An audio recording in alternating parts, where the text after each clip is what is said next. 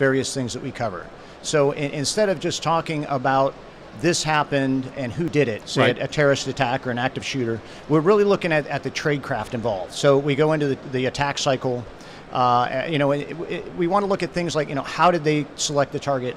How did they conduct their surveillance? How did they acquire the weapons or assemble the bombs? So we really try to pull those specific hows in there, because those are the things that then allow a security director to develop countermeasures to protect his people, facilities. Now, doing this a long time, I hear a lot of things. You don't usually hear the how part. You hear what happened, and I guess people think that since you heard what happened, you're supposed to figure out yourself the why part or how part or something like that. So this seems a little unique to me, is it?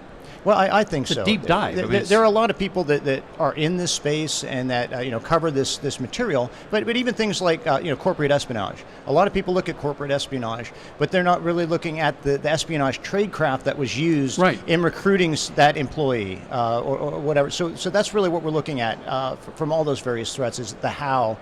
How did they approach that employee? What approach did they use? Was it money? Was it ideology? Was it ego? Was it some sort of a honey trap? So we'll look at all those hows in order to help people understand, how those threat actors operate, and then to be able to spot them and hopefully stay left of the boom. Now, you have some impressive street creds. I'm sure you're modest about this, but let's tell some of your background. I think people will find this very interesting. I started out as a all-source tactical intelligence officer in the U.S. Army. And then 3 years later, I moved over to the Diplomatic Security Service with the U.S. Department of State. And I spent 10 years there. The majority of that time was spent in our counterterrorism investigations division. So I was able to kind of travel from Albania to Yemen. I never got to Zambia, but around the world. And basically you get to investigate a lot of bombings, threats, kidnappings, and other things during that time. And then after that, I served as a deputy regional security officer in Guatemala City, which at that point was and still is a critical crime threat post.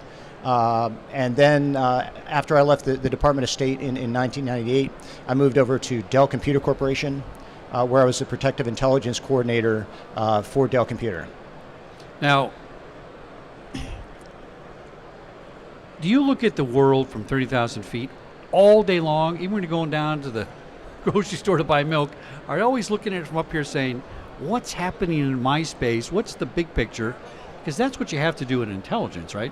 I find myself as a street cop looking at the street level. That guy looks suspicious, this guy looks suspicious, right? Mm-hmm. And you're in this space in analytics. Is it a different view of the world all day? Yes and no. So we kind of combine it.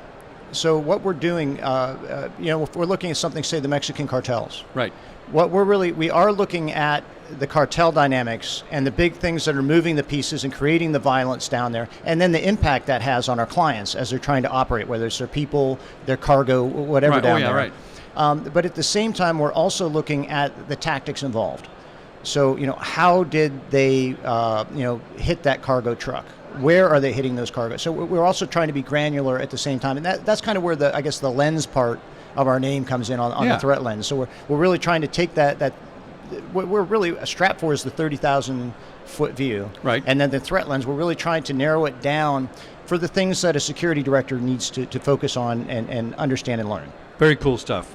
I always feel a little safer and a little less safe when I talk to you.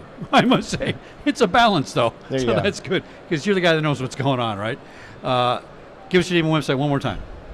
What's that? Name and website one more time. My name is Scott Stewart, and our website is www.stratfor.com, and then from stratfor.com you can hit our Threat Lens page. Beautiful. Back in a minute here at GSX 2019 in Chicago with Chuck Harold, securitytv.com, and ASISTV.org.